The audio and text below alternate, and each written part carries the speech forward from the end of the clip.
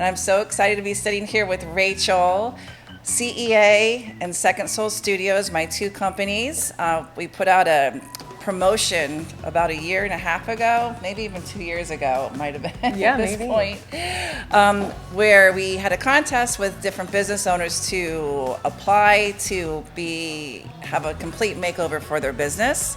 And Gigglewaters won our contest. And I'm back to talk to Rachel to see how everything's going and see how you like everything. And then you walked in the door with a basket and balloons and you won something, and it was such a great pick-me-up. I don't know if I ever told you how much that came at just the best time in my life. I can't be more grateful for that. It was awesome. Well, you were there for a lot of people too, and really gave back your time and your staff's time in a time period that was really hard for a lot of people as well.